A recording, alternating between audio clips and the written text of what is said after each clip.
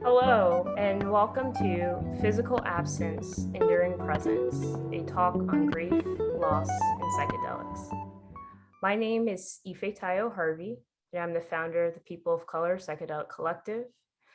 Today, I'm joined by my co-panelists, Abu Farman, Dr. Diana Quinn, and Oceana Sawyer. Our discussion will be 1 hour with 30 minutes for questions. The People of Color Psychedelic Collective is a volunteer-run organization that seeks to educate our communities on the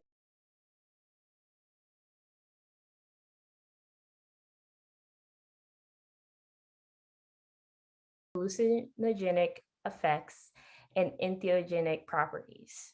They have been used for centuries around the world.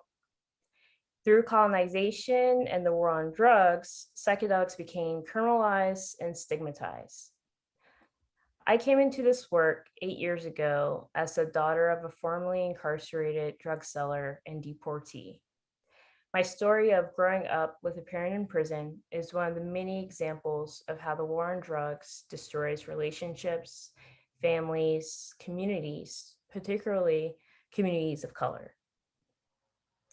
When police kill Black people like George Floyd, Breonna Taylor, and Walter Scott, they use the war on drugs as justification. The war on drugs is the main culprit in skyrocketing arrests and prison population rates, and a major hindrance on research. Around the globe, psychedelics are a part of indigenous cultures, but because of colonization and whitewashing, whiteness remains the face of the so-called psychedelic revolution. But how can we have a psychedelic revolution if we don't atone for the harms caused by colonization and its extension, the war on drugs? We must first grieve.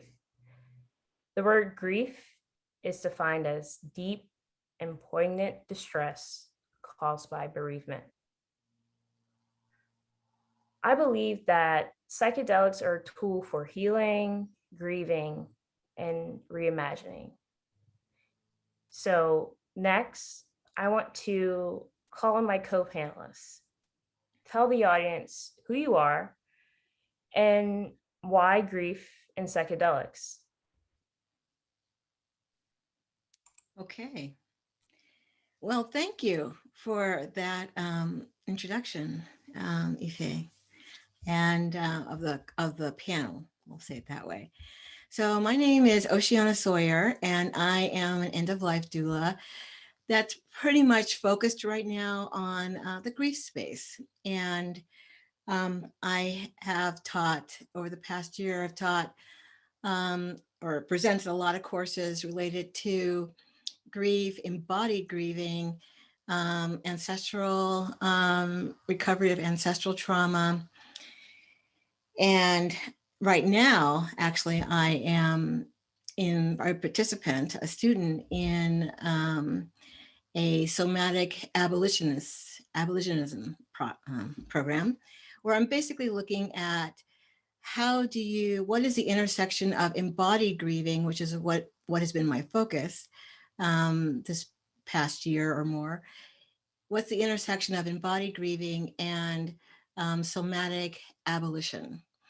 And so, because what my experience has been with myself and others is that grief is actually a really nice doorway, a useful doorway into uncovering or excavating our racialized trauma.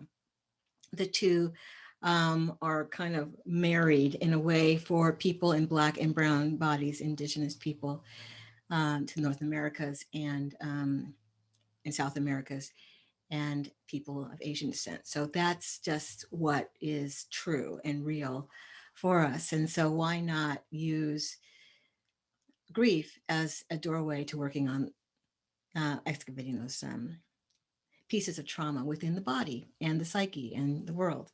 The world actually. Now, mostly how I do that is I am holding space for that conversation in my Patreon forum.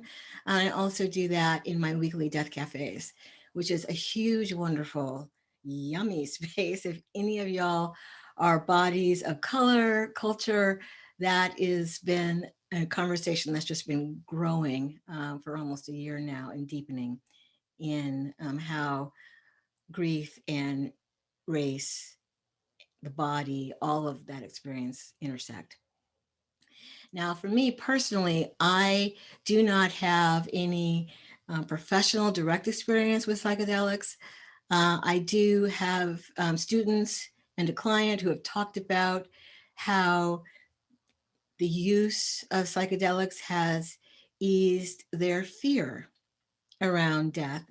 And certainly this is a conversation we've had in the Death Cafe, um, which is actually a good place for people to address their fear around death. And people have offered that psychedelics have been useful in exploring those fears. And I have had clients talk about, or a client talk about how effective psilocybin was in easing their transition out of their body. They were able to reduce their levels of pain killers, morphine that's administered at the end of life, dramatically with the use of those. So I've long been a fan, both in my own personal life, and I can see the application for the end of life process is really clear for me, at least in my anecdotal experience. So I'm really happy to be here, to be in these conversations with old friends and new friends, and I'm just excited to see where this goes. Thank you. Jump in next. Thank you, Oceana and Ife. My name is Diana Quinn. I am joining you here today from Anishinaabe territory, also known as Detroit, Michigan. And I am a licensed naturopathic doctor and a healing justice practitioner and end-of-life doula, and currently in training to as a psychedelic assisted therapist through the California Institute of Integral Studies. And I find that this conversation about the intersection of grief, loss, and psychedelics sort of weaves together a lot of threads of many spheres of interest and work that I've been doing in my career professionally, as well as, you know, for myself personally, and the trajectory that I've been on since really I was very young, as a person who has always been interested and drawn to non-ordinary states of consciousness and an animistic worldview of, you know, the living planet and what is unseen that we feel and may recognize, but don't necessarily speak to in our, you know, common dominant culture. So I come to this field sort of by way of a background in cultural anthropology and having an interest in shamanistic cultures and the study of non-ordinary states of consciousness that can be achieved through a myriad of routes like drumming, chanting, dance, many different ceremonial practices that have been and continue to be practiced by traditional and indigenous cultures all over the planet. And also knowing that entheogenic plants and fungi, substances, have been used for millennia by human beings, also in cultures all over the globe, and continue to be. So that is kind of the background to my interest, and the intersection where I'm, coming now at this point, having spent the last 15 or so years of my clinical practice focusing on integrative mental health, is seeing the way in which the so-called psychedelic renaissance or second wave of psychedelic therapy is developing with great fervor and tremendous breakthrough medical research in the scientific world, with applications for everything from post-traumatic stress disorder to treatment-resistant depression and anxiety, but then also, of course, for distress related to terminal illness and end of life. So these are things that I'm very interested in, but I'm also bringing sort of a lens of how can we approach these medicines in a way that is grounded and respectful of the many traditions from which they hail, without being appropriative, without being extractive, without causing harm to our relatives around the world who are impacted by the awakening interest in some of these plant medicines.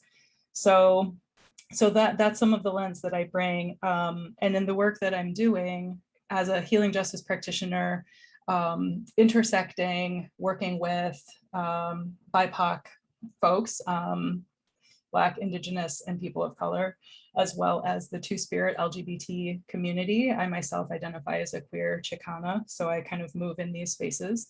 I have been working for many years with folks who are in marginalized identities, facilitating healing justice practice spaces, and working with a lens within the healing justice framework, which seeks to identify how to holistically respond to and intervene on generational trauma and violence, and bring collective practices that can help transform the consequences of oppression in our bodies, minds, and spirits. So these are kind of the threads that I'm weaving together, and currently holding spaces for people of color, as well as queer identified LGBTQ folks, to come together in psychedelic integration spaces, virtually, online, and talk about their experiences in a supportive, anti-oppressive container. So that's some of the work that I'm doing, and really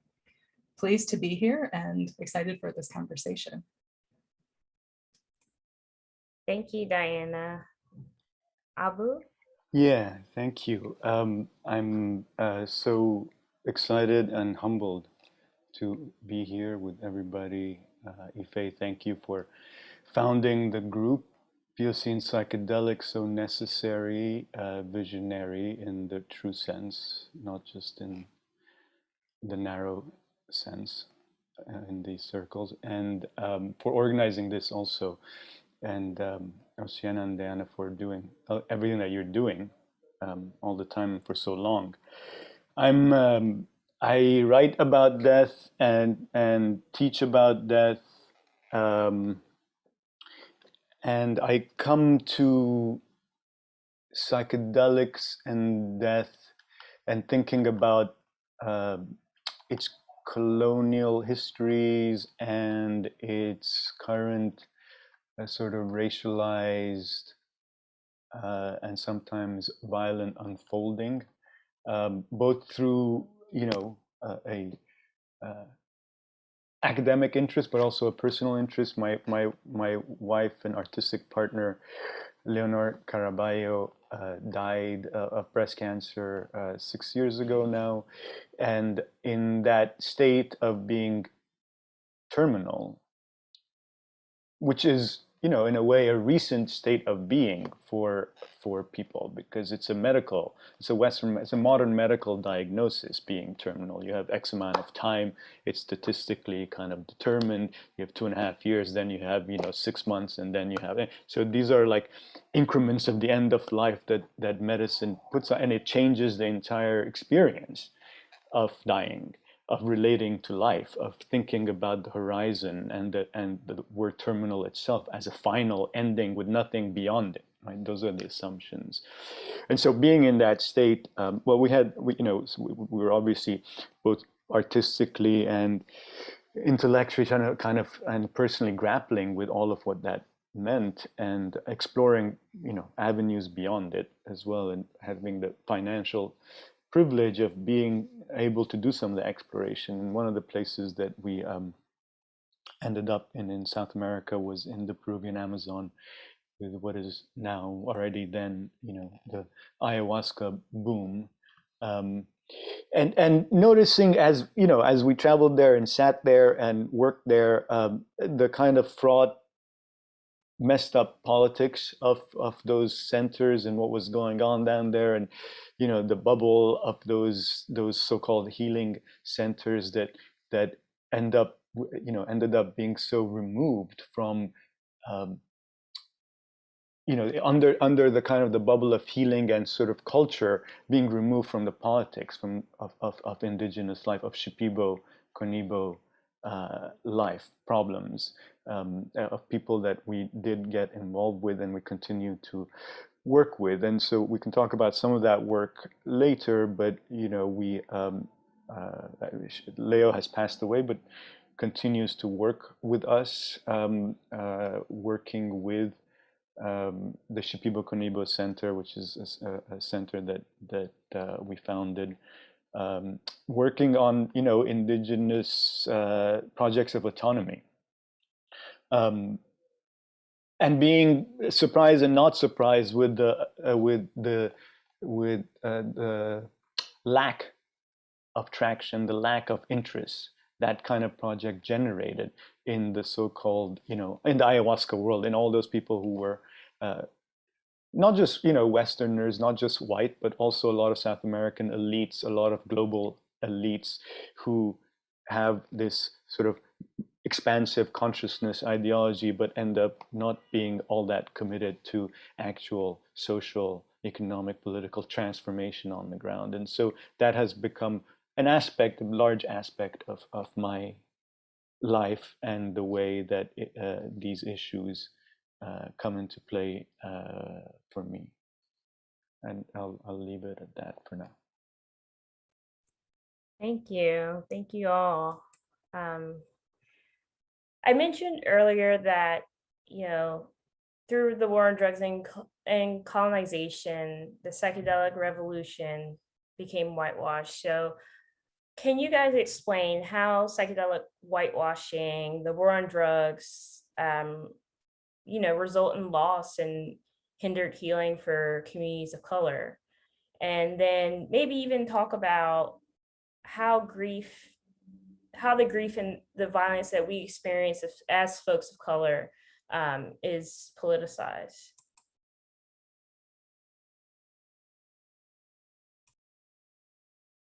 Diana, you look like you have a lot to say. There is so much in that question. I think, you know, the piece that I'll take on, because there's a lot to unpack there, but just, you know, the first part about the whitewashing of psychedelics and subsequent impact on communities of color, and how this intersects with the war on drugs and the disproportionate harm to Black and Brown people.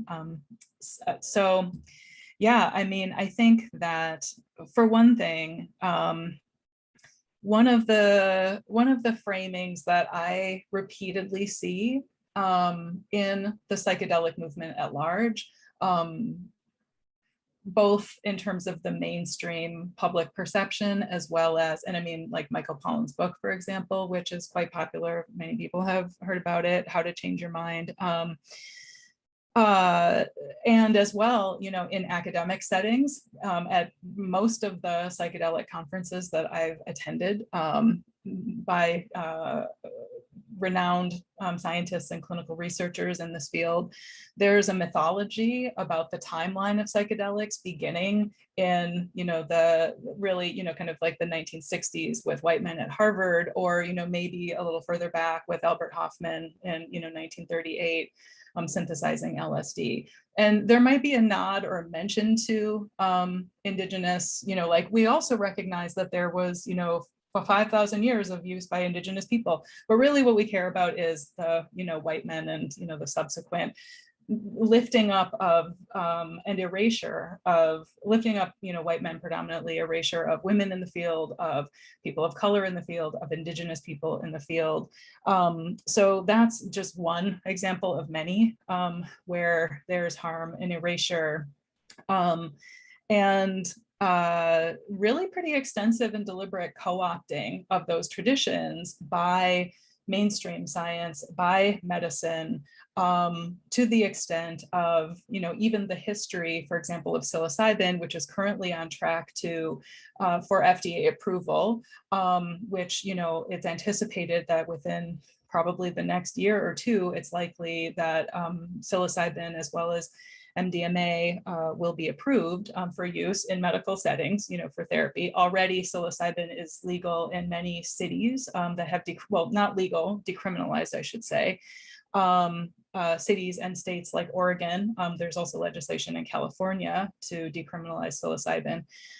Whilst simultaneously no recognition of or reparations for the extractive history of psilocybin perpetrated, you know, all the way back by Wasson, who, you know, went to Oaxaca and, you know, met with Maria Sabina, was given a psilocybin ceremony, and then, you know, was asked not to make this information public, but subsequently published the information against, you know, her express wishes, resulting in desecration of, you know, that entire you know, village and community, and, you know, she was briefly jailed. I mean, it's like all of these impacts, right? So, and in the process, you know, Wasson and Albert Hofmann, well, Albert Hofmann as the chemist, synthesized a synthetic psilocybin, and fast forward, you know, a few decades to today, when, you know, Compass and probably 26 or so other corporate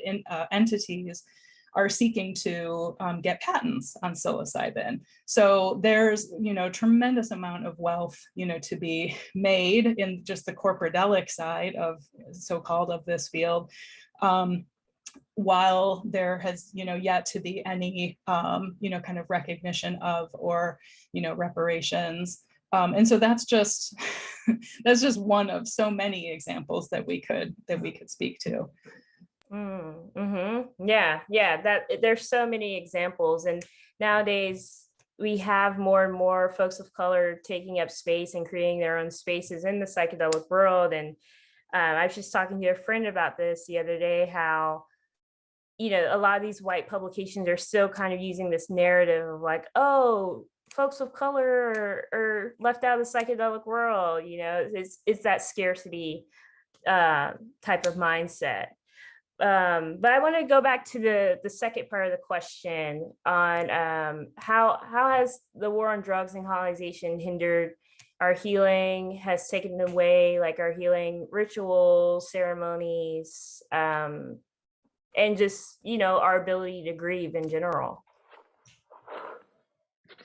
I'll say something on that.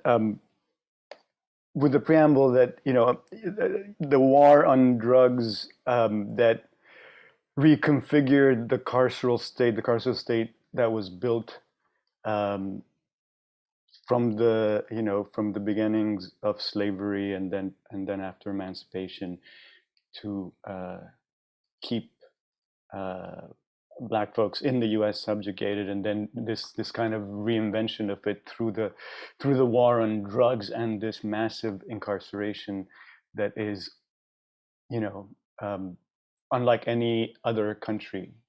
Um, that war on drugs also has international dimensions also. And so when we talk about the war on drugs, we have to also think about it globally, not just in terms of its anti-blackness, but also in terms of the effects that it has had on Colombia that we're still seeing today. For example, the violence that we're seeing in Colombia, the state-led violence that can be traced back to American infusion of money against leftist socialist governments, or the threat of them, in Peru, in Colombia, elsewhere, right? Often under the guise of, the war on drugs, right? Fighting cocaine and so on, right? And that's continuing, and it's continuing today. I'm more familiar with Peru where I'm working, but the effects. Of course, we know that the cocaine consumption is American. It's happening mostly in the U.S. The stuff is coming here, but and a lot of that violence ends up being displaced over there, and displaced in all kinds of ways. So now we're because of that, the American-led war on drugs, which was also an excuse to militarize those countries, right? Those states, and therefore control populations that were rebelling. And that's always the case. We have to look at it always in terms of people who are trying to control the rebellions. And I'm going to get back to that in terms of the second part of it, which is on grief. But I just want to mention this. In the Amazon, what we're seeing now is that war on drugs that happened in the mountains in Peru, where the cocaine was being cultivated, because of the influx of sort of armed, state-led and kind of paramilitary attacks in that area, it's all being flooded down into the Amazon. Right now, all the cocaine cultivation leads to deforestation, right? So it has all these repercussions, right? Including for the Shipibo Konibo people who are fighting that that incursion into their territories. Again, all of that is invisibilized, right? In most of like ayahuasca or global, that discourse.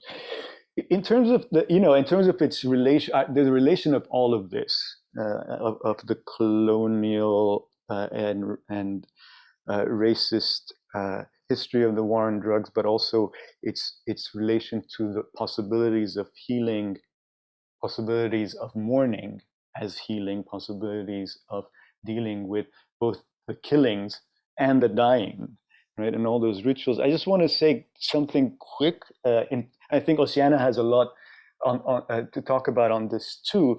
But I think, part of the story, the mainstream story that we've gotten about death in this culture is that, it's a death denying, fear of death kind of culture that, that just doesn't want to look. And so, and whatever truth there is, and that's what's given rise to hospice, to palliative care, to death cafes, and to where we are now, Reimagine, right? It's a reaction to that. Oh, we need to talk about that, and death positive movements, and all of that is fine. But I have a worry that it also eats up.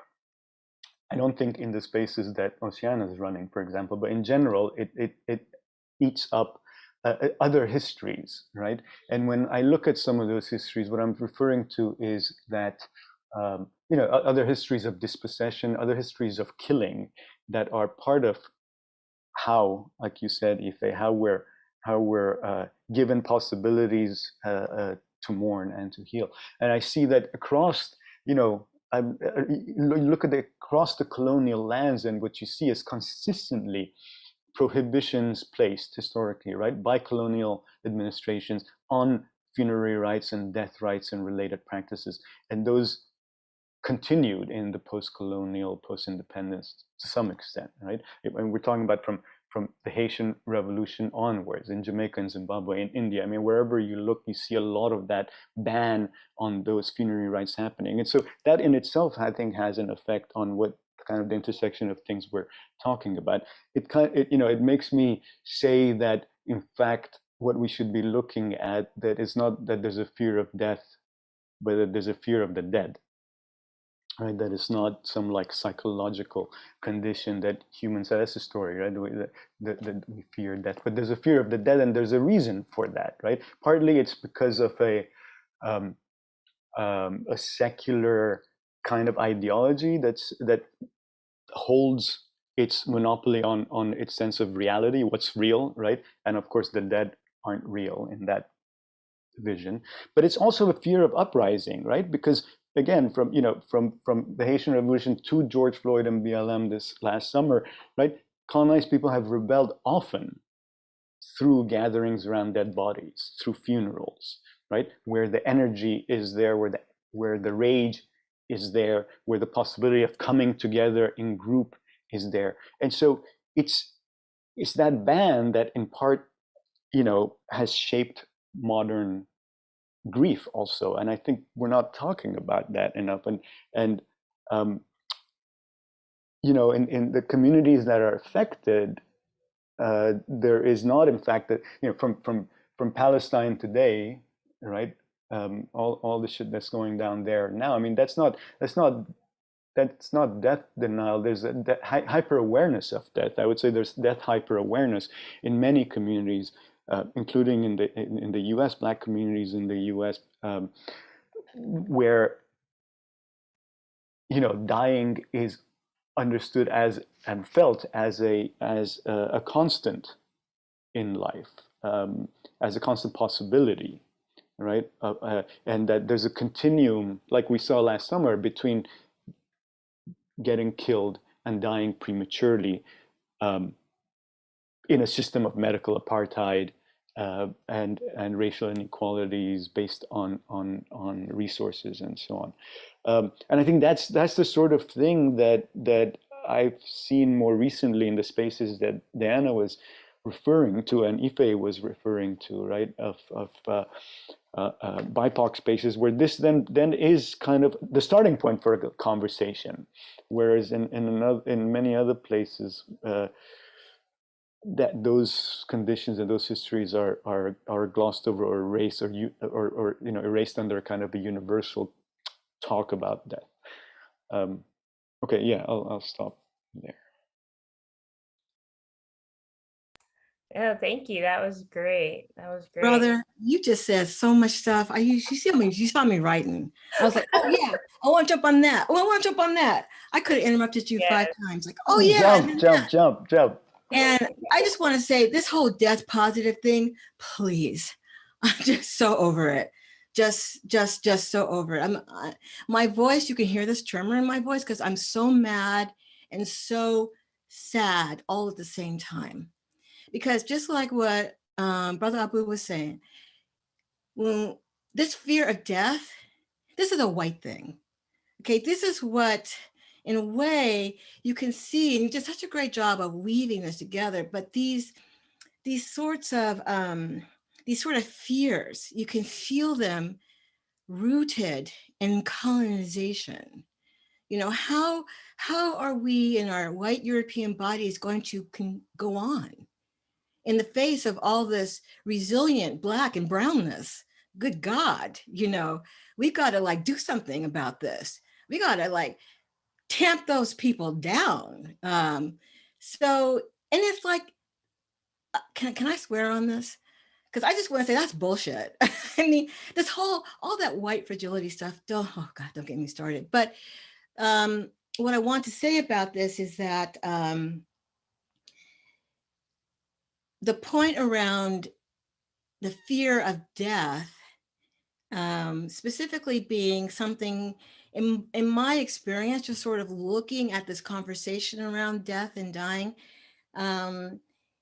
is actually a very particular thing to who I see people in white bodies, because people in Black and brown bodies, as Abu said, this is like a lived, this is our experience. It's happening all around us. Not only is it happening to us and around us, but the fear, the lived fear that our very own bodies are just a step away.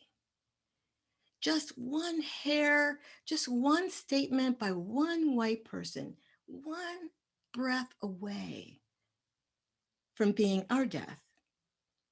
It's so close. You have no idea how close it is felt and lived daily by people in Black and brown bodies. So this notion of fear of death is sort of like, how could you be afraid at the level that I'm hearing the conversation, in the mainstream about fear of dying?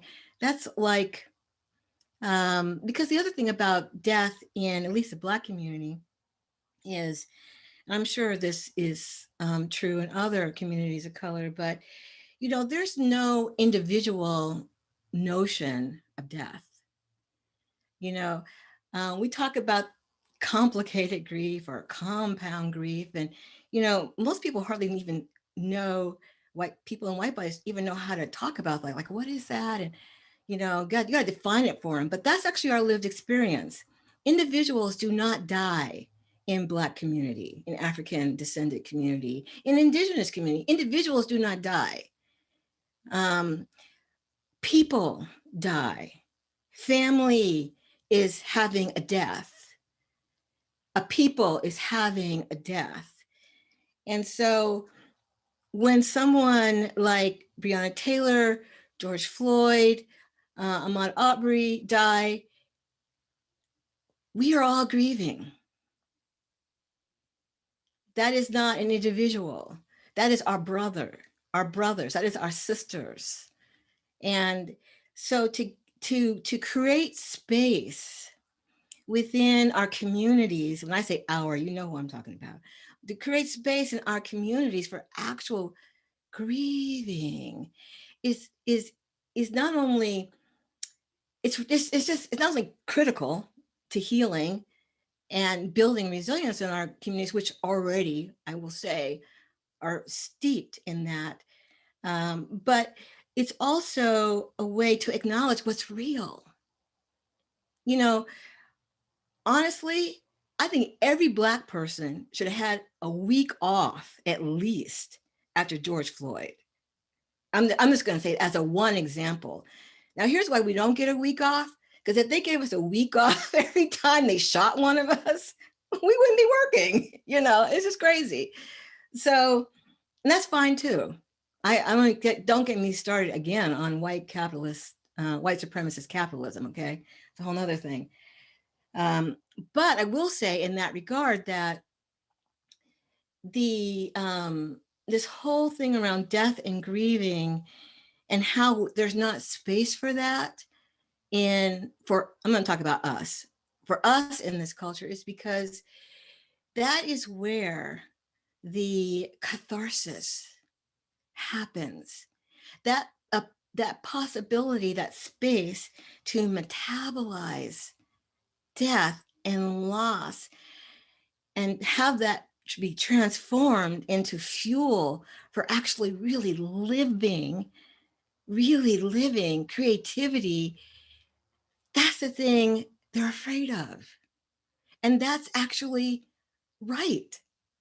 That if your goal is to keep us numb, mechanistic cogs in the capitalist wheel, then that's actually effective. And that's one of the things I want to say about this is that this way that we have of talking about death like it's some kind of foreign, scary thing, that's not an accident. That's intentional.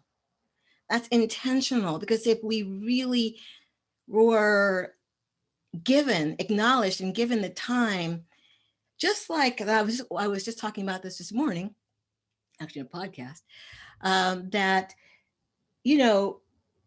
one of the few safe spaces that we get to actually have our grief, at least people in Black bodies, is in church.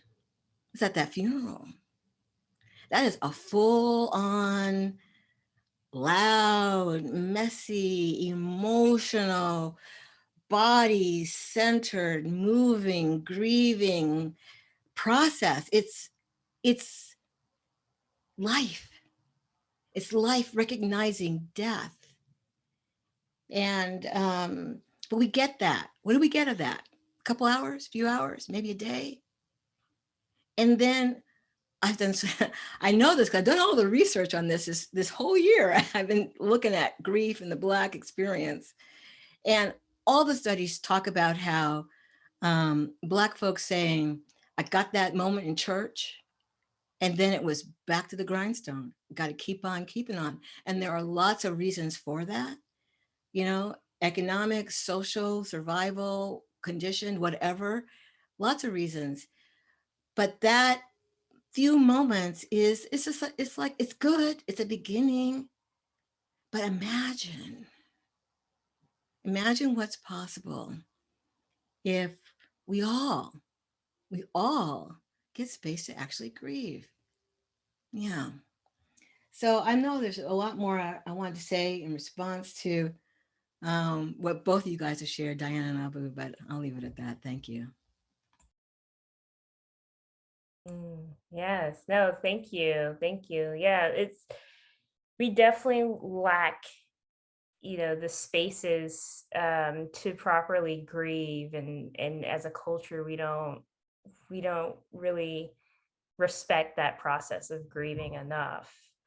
I wanted to pivot a little bit over to the psychedelic side of things, because I know that there's a lot of psychedelic research happening in general.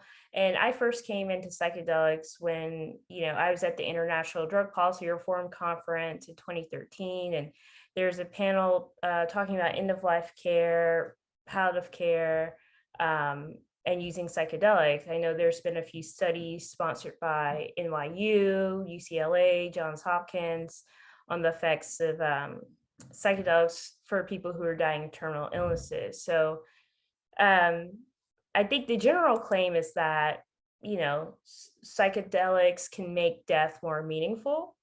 So I'm wondering, what are y'all's thoughts on this? And as it relates to folks of color, everything that we just talked about, the lack of space, the level of violence that we face on the day-to-day, what issues come up for us when we're talking about, researching, dying on psychedelics, and just, also folks of color being involved in the more general psychedelic research? I can speak to this. So the studies that you are mentioning, which are really powerful, just really remarkable outcomes in terms of how profoundly these substances and these particular studies are looking at psilocybin, psychedelic mushrooms, in patients with terminal illness, and the profound way in which they significantly decreased death anxiety, that they decreased depression and hopelessness and despair, the significance with which they increased quality of life and acceptance of death, and really just transformed, the whole situation for the participants. It really is powerful. I mean, the statistics and the outcomes in these studies are really unparalleled with anything else that, conventional medicine has right now. I mean, no antidepressant and no other form of treatment is as effective as, a single high dose experience, or I think in the research they had two experiences, two psychedelic journeys combined with psychedelic assisted therapy for these patients. So in that sense, it's really profound. And also the fact is that all of these studies had over 90% of the participants were white. They had very few participants of color. And this is pretty emblematic of most of the research in psychedelics across the board, whether, the target population is treatment-resistant depression or PTSD, ranging probably from 90 to 96% study participants are white. And a large part of the reason why that is is that, well, there's lots of reasons, but one significant reason is that most of the therapists and clinicians that do this work are white. There are very few people of color who are trained as of yet. I mean, that's changing. We're, trying to, bring about a change in that as trained as psychedelic therapists. And, there's also just, this is the larger context, which is that, there's just a smaller percentage of Black and Brown clinicians in general, like I think a tremendously small percentage of psychotherapists and other, kind of health providers, for example, are of color. Due to disparities in generational wealth and access to education and the racism embedded in higher institutions of learning, and for many other reasons. So there are lots of gaps that contribute to disparities in access, just in terms of people of color receiving this care, period, or being included in research. We don't know actually how these medicines specifically are, helpful, and in what way, the care might need to be different, for people of color, because that research doesn't exist, so that's, one large piece. And then there's this other piece, which is that all of the medicalization of psychedelics in the framing that it's being used as psychedelic assisted therapy for terminal illness at end of life, in depression, anxiety, and so forth, is all couched inside of the medical industrial complex, which is, of course, deeply embedded with racism and structural harm, right? And, long legacies of and continued violence against people of color, particularly Black folks. And when I think we're talking about research, there are good reasons, not to be, trusting, or to be wary of, kind of entering into medical research. So, for Black and Brown folks. So those are some of the ways in which there's, at one hand, kind of from like a neoliberal perspective, like promising new, medicine, but yet all of the same problems still exist. And, this hasn't addressed them in any way, right? And there's the same disparities still exist, and if anything are deepening, right? So that's I could go on. There's a lot more. I mean, I think just even in terms of the way that, the medical model has now become, has positioned itself as the expert, and has really, kind of taken away the knowledge from traditional keepers of these traditions, or of these plant medicine traditions. Now, like the medical model really kind of prioritizes and lifts up, kind of licensed and trained medical providers, and disenfranchises traditional practitioners, and, contributes to the epistemicide of, kind of prioritizing one way of knowing, and, kind of construction of knowledge over another. So I'll stop, give someone else a chance to speak. Well, yeah, I just want to emphasize the last point, which I think is really important, that Diana made, because, I mean, you kind of see over the last few years, as people, some activists, sometimes some well-meaning NGOs and so on, have pushed back and kept pointing to, traditional practitioners, historical use, and issues of representation in conferences and so on and so forth. So you see the slow inclusion, I would say maybe over the last 5 or 6 years, of an indigenous perspective, sometimes an indigenous figure, in psychedelic conferences, right? Global ones, American ones, etc. Even in the research, when you read them, the more recent publications always indicate and acknowledge sort of the indigenous roots. But this representational politics, whatever, because at the end of the day, what Diana is saying is going to happen, which is medicalization right, is just going to have a monopoly on expertise and the legal administration of it, right? So, and that requires training, that requires money, that requires all kinds of things that traditional users, traditional experts, who are experts, uh, don't have access to in that world. That's not being talked about, right, Diana? There's another piece of it that sort of makes me go back to something that Luciana said, which is, in some contexts, individuals do not. It's not individuals that die, right? It's groups, it's people, and I think there's a very different notion of healing with psychedelics, including healing after death, including mourning, right?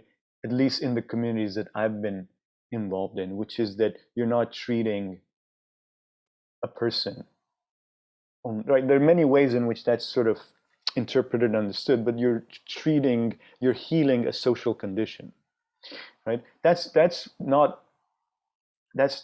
present at all, right, in the current sort of approach to psychedelic therapy.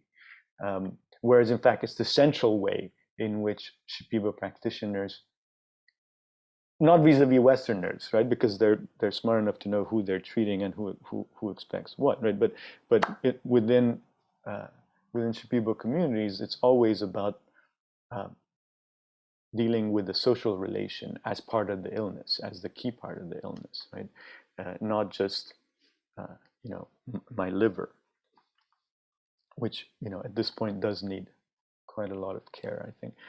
But so, and I think that approach is I think something that we have to build up and we have to hold on to. That's outside of sort of the medical authority. Yeah. Yeah. Yeah, I'm so glad y'all brought up the issues around the medical model.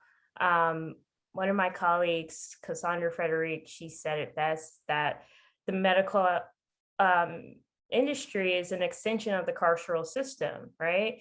Because there's a history there of Black folks, brown folks, folks of color being criminalized. I think right now in New York, they're still drug testing women while they're in labor, and you could get your kid taken away from you if you test positive for something like cannabis, right? So that speaks volumes about medicalization and how criminalization is very much so tied into that. I think that this whole intersection of medicalization and criminalization is probably the crux at why it makes these alternative treatments inaccessible to Black and brown people. In addition to, I mean, when you guys talk about how, and I've heard this from a few people around how ketamine now, there's some, psychedelic treatments that are becoming available for people in terms of grief and end of life. And I hear that and I think, well, that's nice. I hope all those, people enjoy it. I can't, it's hard for me to imagine how to introduce that or work with that substance, even legally, with a Black person because of the context. I mean, forget about who is administering this to Black people. It's all, as Diana pointed out, more than likely going to be a white person. And so the trust level there's already like makes that a huge barrier for real. But beyond that, what I've seen and have read about is, this sort of response that is inherent now in Black people around anything that's not mainstream medical. You can get in trouble for that. If anybody's going to get arrested for this experimental treatment, you know who it's going to be. So I don't even want to go there. And yet, you know, this is something I was going to mention earlier. Get inspired by something Abu said around, you know, in Africa, there exists alongside Christianity and Muslim traditions and even the medical establishment, there is a thriving indigenous medical healing community. These things happen side by side. You know, in Western Africa, people, Southern Africa, South Africa, people are given iboga or ibogaine to treat certain, you know, disorders. I wouldn't even, I'm in that word disorder is not even a real word, you know, there. It's like, I got something going on. I would like it to be different. Okay, here, try this. You know, the person, the healer gives you something to have it be different. And it's not necessarily like a disease or a disorder. It's just, this is not, I'm not functioning the way I'd like to be functioning. Could I get something to support me in functioning the way I want to be? So that all happens, you know, in Africa. But that has been stripped from us here. We don't even know how, we can barely access our third generation names of our people. And this is another reason why I think this conversation around psychedelics, and I love the way you said, I keep forgetting this phrase, but I like you brought it up, Diana, non-ordinary states of consciousness are, I think they're just so important, because the ordinary state of consciousness for Black folks is, you know, we see what that is, and enough said there. But the possibilities that exist in non-ordinary states of consciousness, which I just want to name, already happens on Sunday morning. You know, that music, that motion, that's all a trip. We all going on a trip to the Holy Land, to the Promised Land together. That's real. And that is also intentional. Okay, that's intentional by us. That's intentional medicine on our part. It's what's been given us. It's sanctioned. It's safe. And so what I would like to propose right here to my brothers and sisters, there's more stuff we could be using to liberate our consciousness, to liberate our healing, to liberate our lives. And these tools, these plant medicines, whether they're indigenous to South America or Africa or North America, you know, given appropriate acknowledgement, reverence, honor, can be used to further our goals of not only healthy living and dying, on the spectrum of living and dying too, I just want to say, that's another construct that is, and this is another construct, just like race.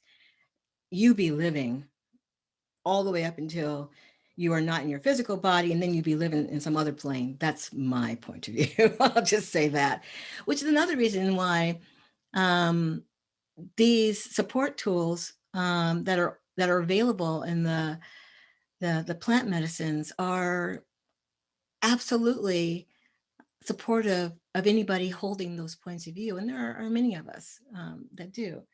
So I think I lost what the other point I was going to make, but thank you for that. I think I got that point across.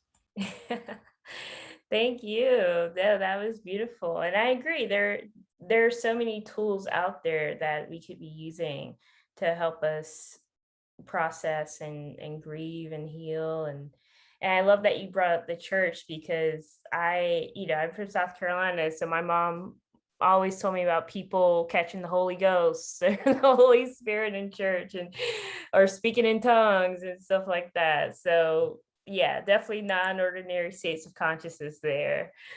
I wanted to kind of pivot into our imaginations, our individual or collective imaginations, and talk about, the work that y'all are doing as individuals. How do you envision, the work around loss, grief in our communities with psychedelics?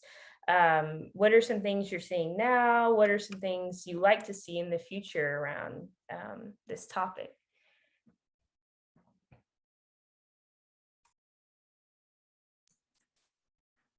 I can start us off on this one. I just really want to speak to, something that Oceana said, which was about, the way that as people of color, the harms that we experience don't happen to us individually, that they happen to us collectively in community. And so too must our healing be in community, I feel. And, I think your example of the church is, like a prime example of this. And my experiences being honored to sit in ceremony with Indigenous community. This is how healing in medicine is done, right? In those settings as well. Like for Black and Brown people, these medicines come from our traditions, and in many cases, because of colonization, because of the war on drugs, they were taken. Maybe not from our own specific, unique, culture, or where we specifically, are from in our lineage, but collectively, for people of color, this is the case. And I see a reclamation and reinvention of community care contexts with entheogen assisted, communal space, and community care in the framework of psychedelic integration spaces, community healing spaces. This is kind of this is the focus of the work that I'm doing. And I see it as both a reclamation and a imaginative, like, reinvention of how we can move forward in a good way, like in right relationship with these medicines, and get our healing, do our grieving, transition, forward in, kind of a more liberated way. So that's my 2 cents.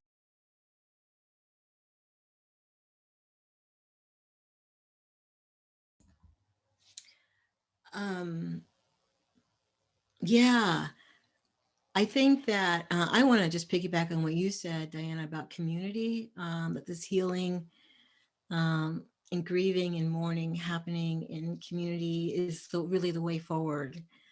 And as you were talking, I really felt this idea that has been emerging for me in this conversation, which is, I think this is the way that we're going to, at least in the Black community, have access to these other tools. It's not going to be individuals going to therapists, because we know how that is. And it's certainly not going to be individuals getting anything from their doctors. It's going to happen in community. And so I'm really just underscoring this idea that, to the extent that we can create communities of color to have access around healing, is the extent that I think we have all of these other, we can make use of these tools. And if anything, I see a way forward is to create more community. And I've been looking at that for a while. It's just, just more groups, more places, virtual and live, for us to gather and have these conversations. And I think it'll be fractal, it'll just ripple out. It'll be psychedelic.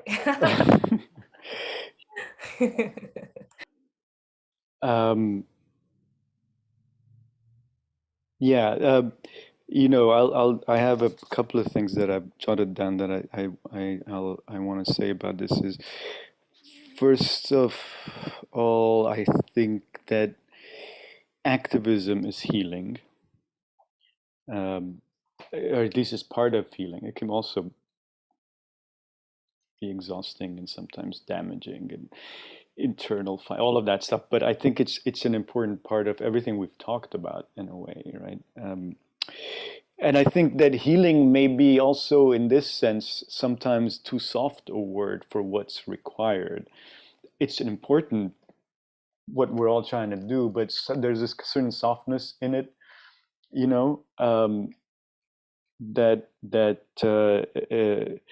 that I think may need to be pushed a little bit. Of course, I think historically it's been hard enough to bring healing into sort of political activist circles because of a kind of a leftist history and so on. I think, so that's one piece of it. Another piece with the psychedelics is that I think, they create a possibility of for me, right? It's also just one place, not the only place where I have an ongoing connection with the dead, with my dead, which I think is important to maintain, to cultivate, right? And it's a sensory relation as well as a kind of a mental one and so on. And the third one is, going back to something Oceana said around to metabolize, in a way, I don't know if you use the word mourning, but I think that's what you were referring to metabolize loss into a living creativity, right?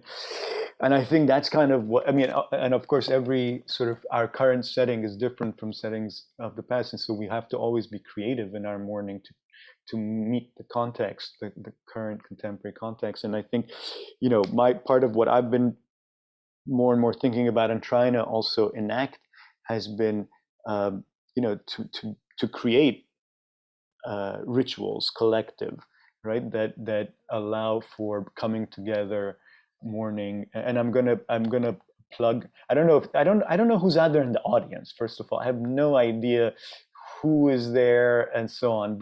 And I don't know if our texts go out there. Like if I put something in the chat, do people see it?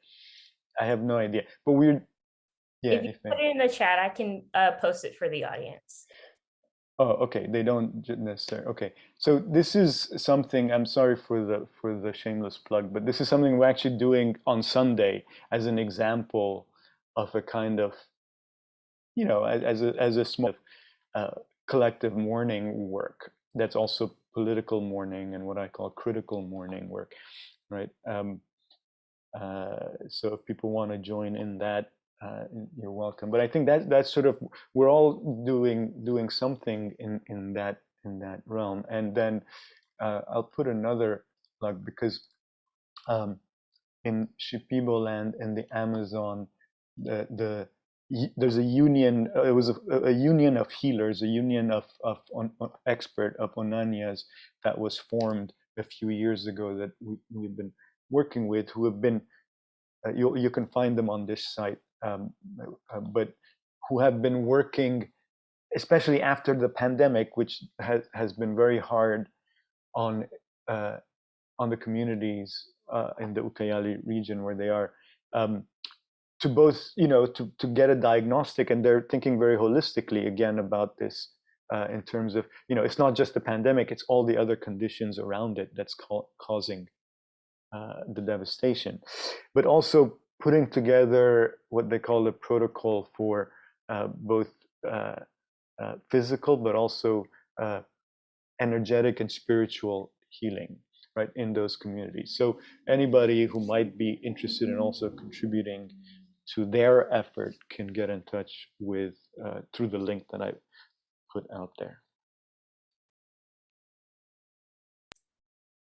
Thank you for that. I got a few questions from our audience that I wanted to see if you guys could address. There's two of them. I think this one is for you, Oceana. Can you elaborate on the practice of somatic abolition? And then another question I got was, this person would love to hear about any rituals or practices folks themselves have used to find peace or softness around grief as it relates to psychedelics.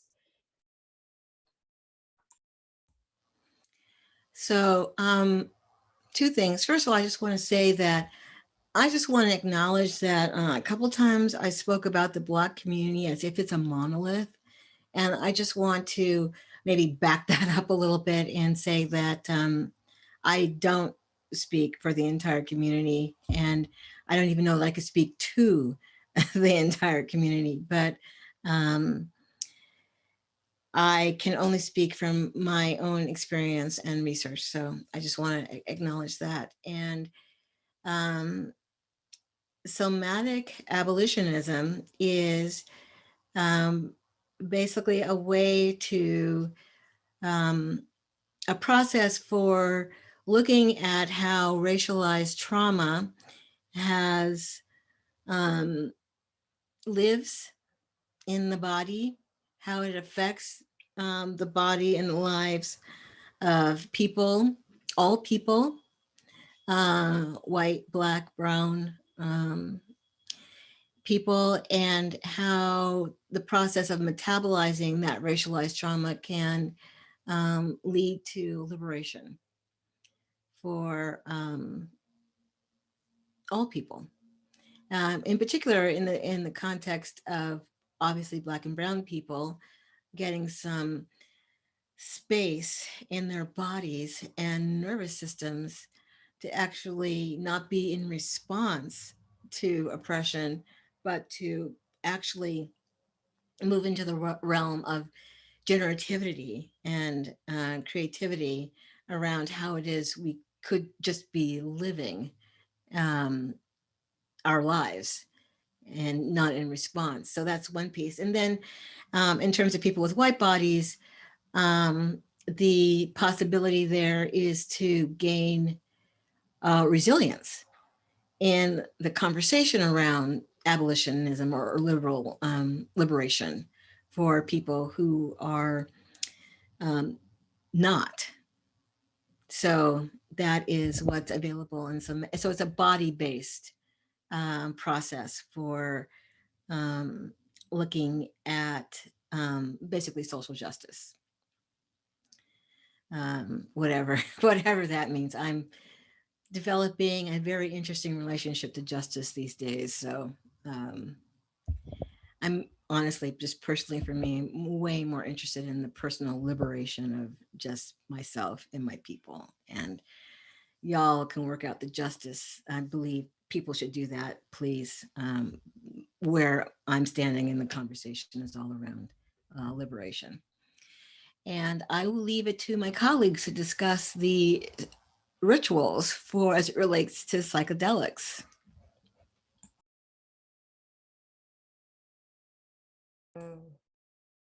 Yeah, so I also want to just add in this last question we got. Someone asked for suggestions on using psilocybin to move through grief. Similar to the other question, if folks want to talk about rituals or practices that folks have used to find softness or peace around grief as it relates to psychedelics.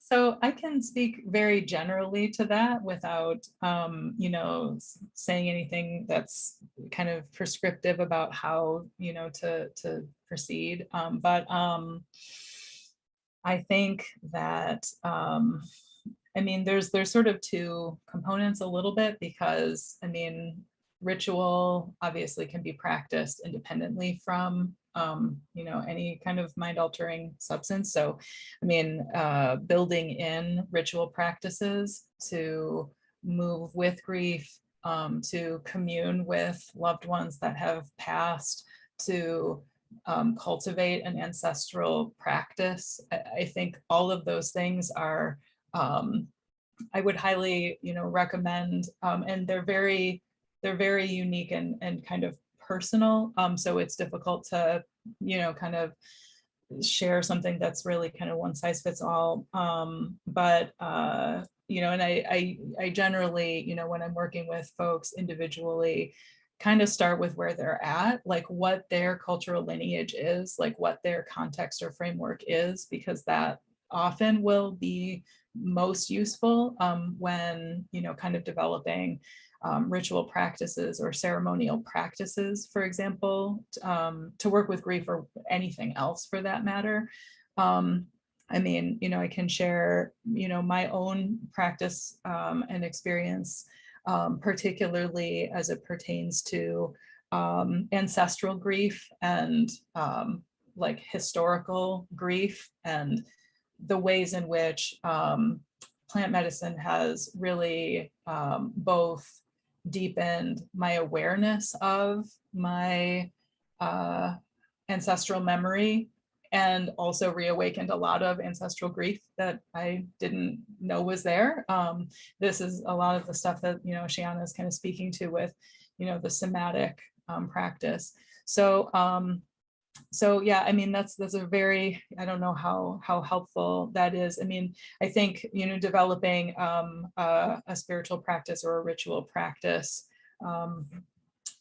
as a foundation, and then having a lot of good support, community support, and other, you know, sources of support, especially if someone's, you know, kind of exploring working with psilocybin or other plant medicines, I would highly recommend. And also just acknowledging that there are certain instances where they would be contraindicated for folks. I think it's important to say that.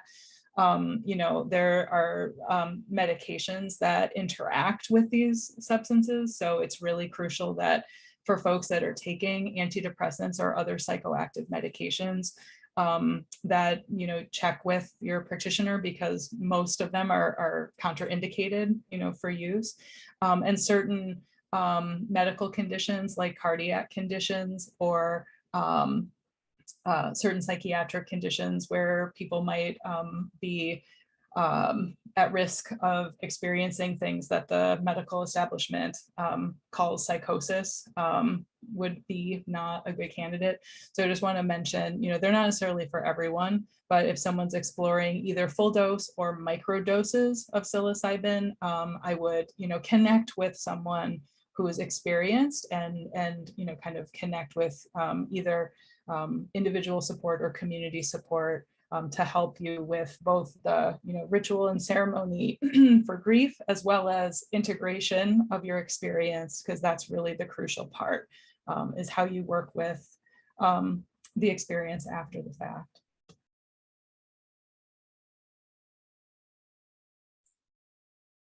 Yeah, thank you. Did other folks want to take a stab at that question, or did y'all want to move on to some other questions from the audience?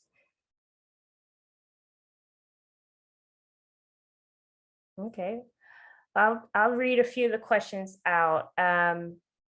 One person wants to know if anyone on the panel has been present when psychedelics have been used to engage with death anxiety in people with terminal illnesses. And they want to just hear more about what that process looks like.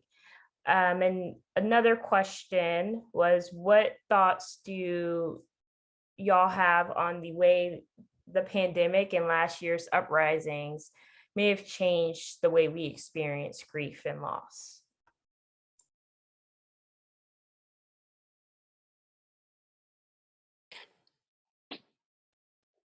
Wow.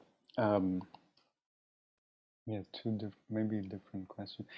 I'm just sorry. I wanted to pick up on also what Diana was saying, but I ended up getting lost in reading all the questions on the side. Yeah, But go ahead.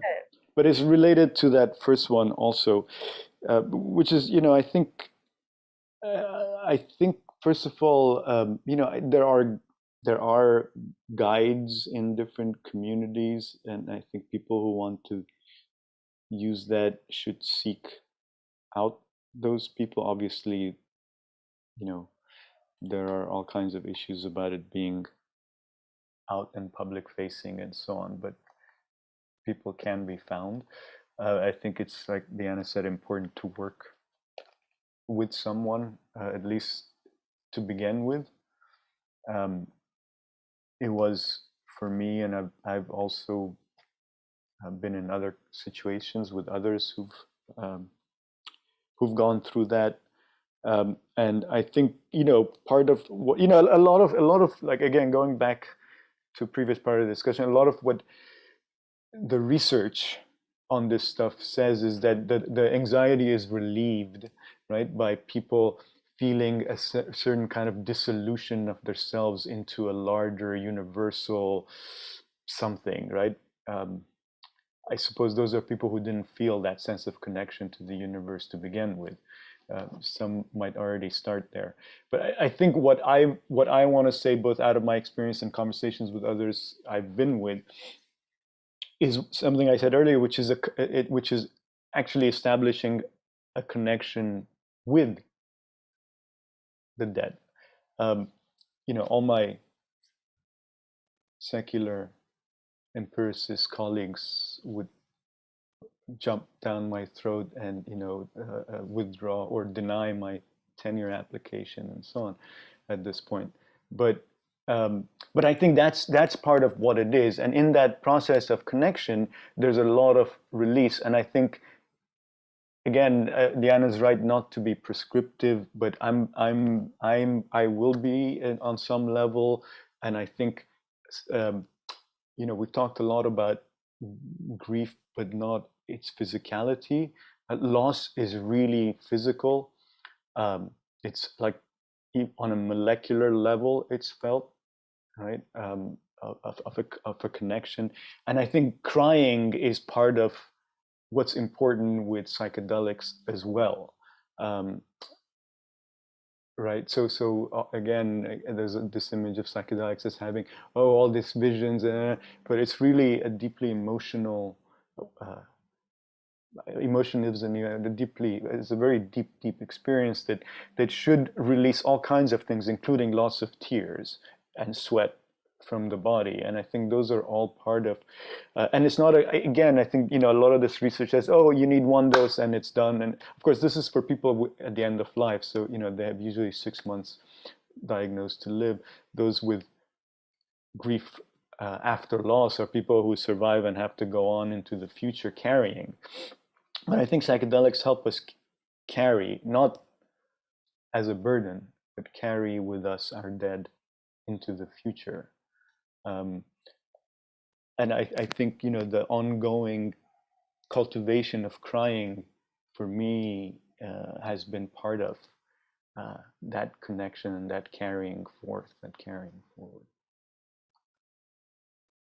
And I prescribe it. No, Yes, more crying for everyone. Yeah, I think that this last question is interesting, in terms of like how has the pandemic and how has the uprisings changed the way we grieve and experience loss. I know that, Oceana, you were talking earlier about how for Black folks, death is like one word away. And I feel like that has been compounded with the pandemic, especially because it was like as soon as the news and public discourse saw that the pandemic was primarily impacting Black folks and folks of color, people started to care a lot less, right? And did I lie there? I mean, so at the same time, I kind of think about how we've had like over 500,000 deaths, and there's been a major lack of like public mourning or public grief. I know there was a project, I think it was Detroit, where folks took like these big portrait of folks and put them along the highway, which I thought was really cool. But Belle Isle. Oh, okay. Belle in Michigan. Okay. Yeah. So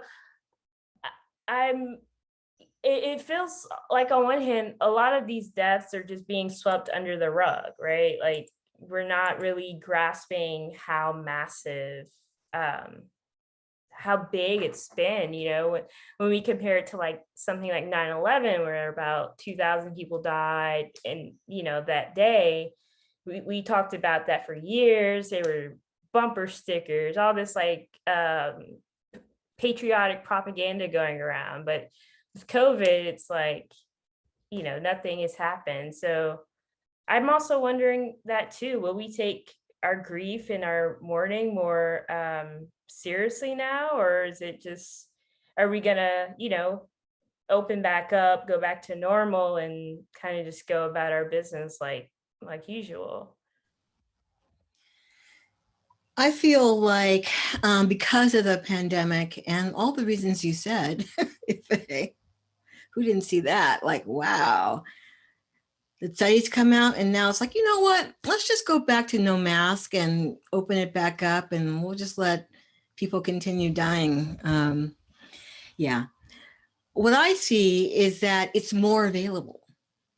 It's actually easier now, at least in people among people of color, to talk about the need to grieve, what is happening to us.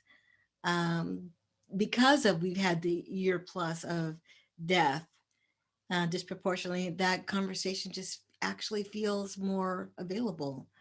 Um, Now, the tools and the context for doing that are a different subject, but it, in my mind, we've definitely taken a step towards, yes, this is a real and valid conversation we could be having.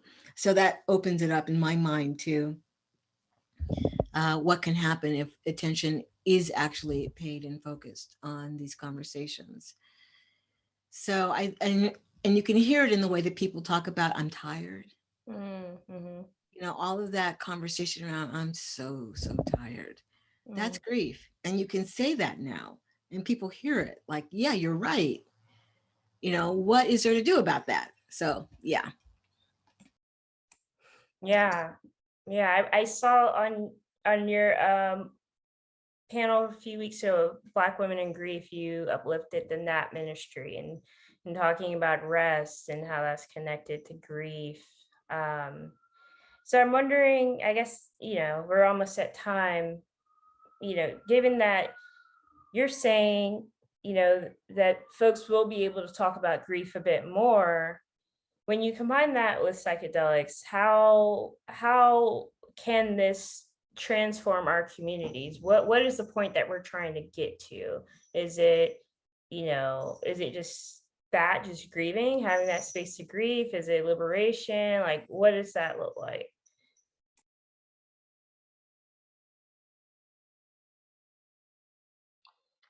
Yeah, I'm not sure about that, but I wanted, there was an article in the Philadelphia Citizen last summer. That's very interesting, but one of the things it says that we need a mourner in chief, so I think part of it is, how do we, how do we mourn collectively, but how do we also mourn through, is there a kind of authority that needs to lead? It's a question, right? I don't know, but that when they presented that as an idea, like what's the role of authority and leadership in mourning?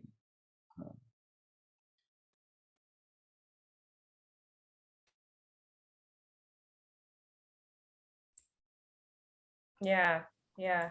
I definitely felt like during the pandemic, I felt like we needed, yeah, like a mourner in chief to kind of guide us through this whole process, right? Because it was like, I think Oceana, you said this earlier, that kind of whisper of death was like all around us, and it was amplified during the pandemic.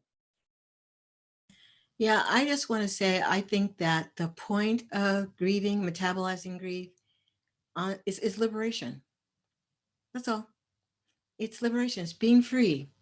It's reclaiming our lives away from the mainstream capitalist machine that would grind us to dust, continues to grind us to dust. It's a reclamation. It's a revolutionary act. Yeah. You want to get free, you're gonna have to go through grief. That's just, yeah, I can say that definitively. Yeah. And I think that part of what we're being tasked with is also metabolizing a lot of the historical trauma and unresolved grief from generations, you know, that hasn't had necessarily the space or the, you know, the time to, you know, kind of rest and to grieve. So there's a lot. But I agree with you 100%, Oceana. That's, it's liberatory, right? That's, and it's for more joy, more pleasure, more power, more expansion, you know, more living. That's the purpose. I'm glad you delineated that historical context. When you said that, I realized I just have it that way. That's just like embedded in the way I talk about grief, that it is both. It is the present and it's the historical. And in a way, that is how we be good stewards of the legacy of our families and our people who got us to here, who made all those sacrifices to get us to here and now. As you said, Diane, who didn't have the space and time. Well, guess what? I got that. You know, I know plenty of people who got that, and more people who maybe don't think that they do, but if you look really a lot closer, you do. And so it is a good use of the genetic material, the life force you have been given to address the historical passed down grief, trauma that you have been given. It's not your duty, but it certainly could be your legacy to pay attention, to tend to care for that grief that has been passed on, so that what you pass on, even if you don't have kids, even if you, whatever it is you pass on to your family, extended family, is cleaner, sweeter, more joyful, more love filled. Yeah. Yes, yes. That's such a wonderful note for us to end on. I want to thank you all for just bringing your insights, your knowledge, your presence to this discussion today. It was really, really powerful. And to our audience, thank you for joining us. I hope that you continue to support our work, POC Psychedelic Collective. We're on Facebook, Instagram, Twitter, YouTube. And our website's www.pocpsychedelics.com. So thank you guys so much for joining us on this beautiful Friday evening. And I hope you all really got something out of this conversation.